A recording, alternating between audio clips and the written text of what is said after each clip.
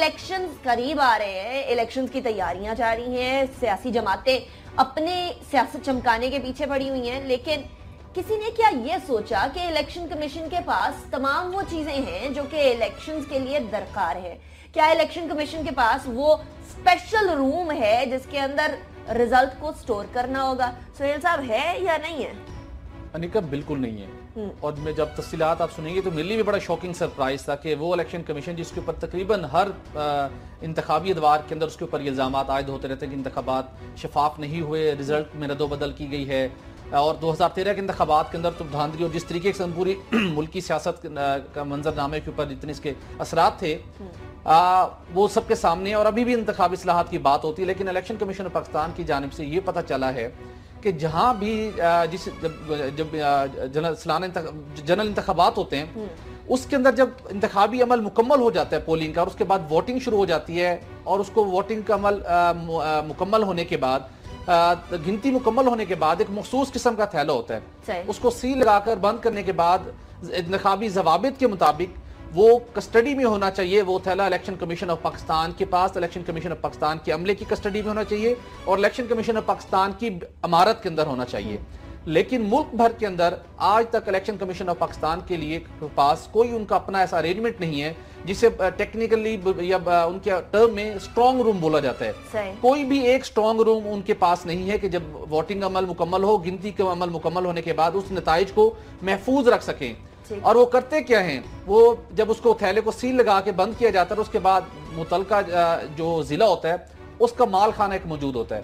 راؤ صاحب اس سے بخوبی واقف ہوں گے کہ وہ مال خانے کا کتنا محفوظ نظام ہوتا ہے اور کن لوگوں کی وہاں پہ ڈیوٹی ہوتی ہے. وہاں پہ رکھ دیے جاتے ہیں تھیلے, اور الیکشن کمیشن کے پاکستان کے حکام نے یہ بتایا کہ جتنے آج تک ہم بعد میں یہ چیزیں سامنے آتی ہیں کہ یہ اس تھیلے کی سیل ٹوٹی ہوئی ہے, اس میں سے جو بیلٹ پیپر ہے وہ پورے نہیں ہیں. وہ کہتے ہیں جب ہم اس مال خانے کے ریکارڈ میں اس تھیلے کو رکھتے ہیں وہیں پہ اس کے ساتھ گڑبڑ ہوتی ہے.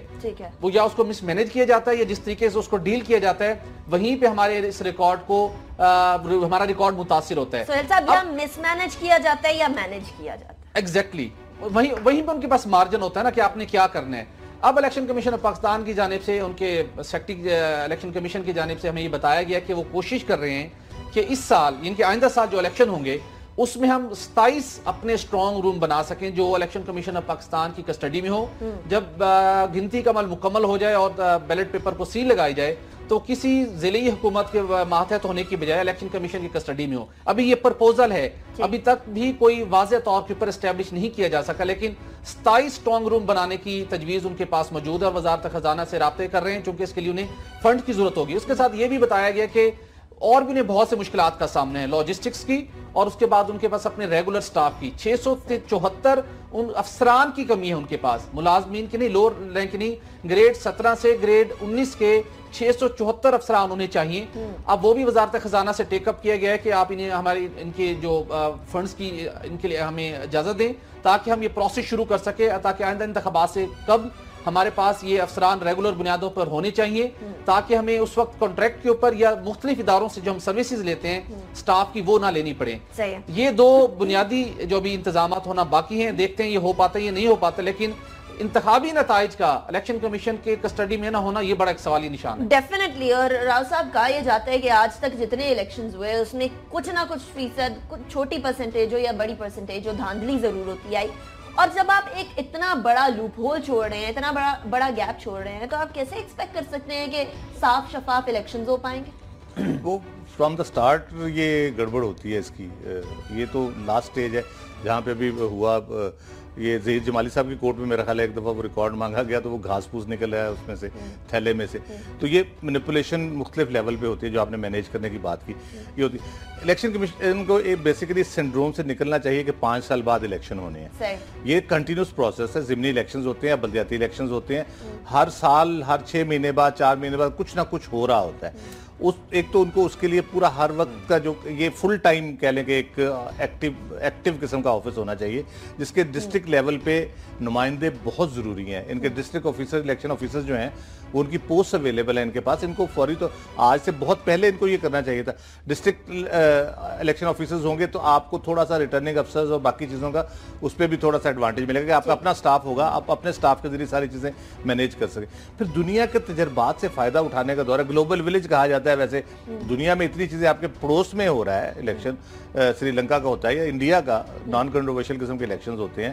الیکٹرانک ووٹنگ کا دور ہے. الیکٹرانک ووٹنگ میں آپ جائیں, انوائرمنٹ فرینڈلی بھی ہے. پھر آپ کا ریکارڈ کیپنگ کا جو مسئلہ ہے وہ بھی اسٹرانگ روم کی بجائے آپ کو کمپیوٹر چاہیے, اس کو وہ آپ کر سکتے ہیں. تو آپ کیوں نہیں ان ٹیکنیکس پہ جاتے؟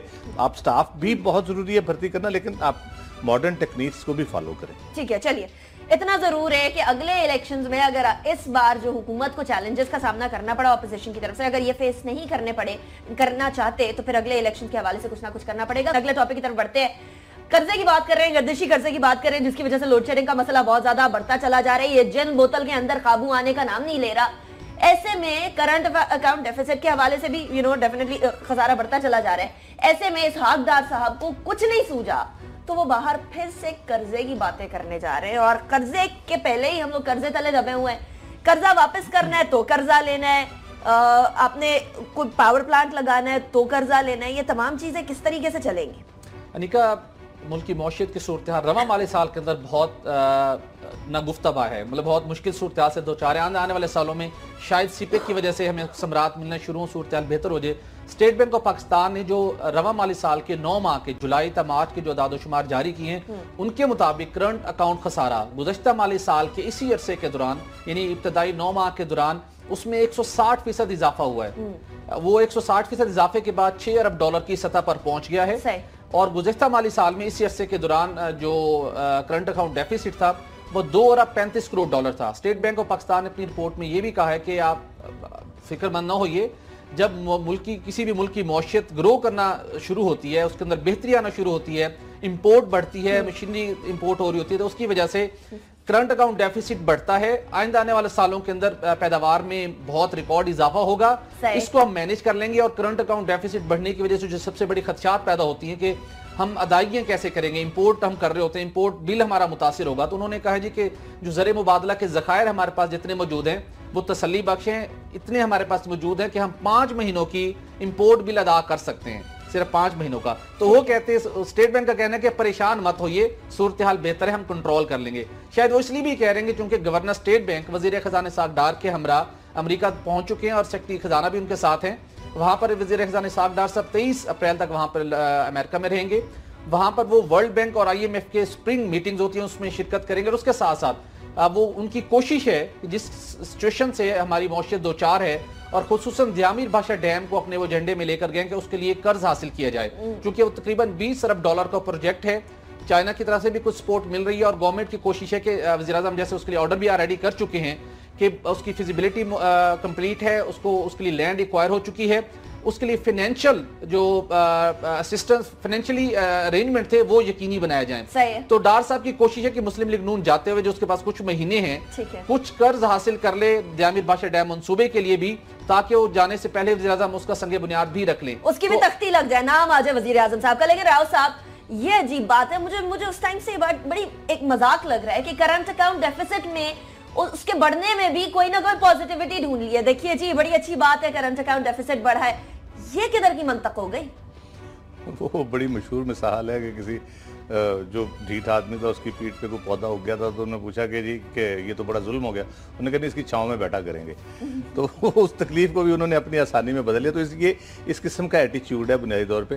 اسحاق ڈار صاحب ایک تو ان کے لیے اچھی خبر نہیں ہے میرا خیال ہے, یہ جو اگر حدیبیہ پیپر میں اس کی ری انویسٹیگیشن کا سارا ہوتا ہے سلسلہ, تو وہ ان کے بارے میں کہا جائے کہ وہ کو ایکیوزڈ کے طور پہ آنا چاہیں گے یا پروور کے طور پہ آنا چاہیں گے. ان کا ایفیڈیوٹ بھی میرا خیال ہے تسلیم کر لیا گیا کہ یہ اوریجنل ہے, 164 کی سٹیٹمنٹ ہے.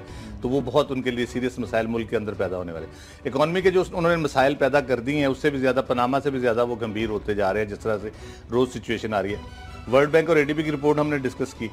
بنیادی مسئلہ پھر وہیں پہ آ جاتا ہے کہ اسٹرکچر ریفارم جو اتنے عرصے سے مشرف کے دور سے شروع ہوئی ہیں، ورلڈ بینک پیسے دے رہا ہے، آئی ایم ایف پیسے دے رہا ہے، اے ڈی بی پیسے دے رہا ہے، اور آرگنائزیشن مختلف ملک یورپی یونین آپ کو دے رہی ہے، آپ اسٹرکچر ریفارمز نہیں کر پا رہے. آپ کی ٹیکس کلیکشن کا جو سسٹم ہے وہ بہت آپ نے گڑبڑ کر کے رکھ دیا.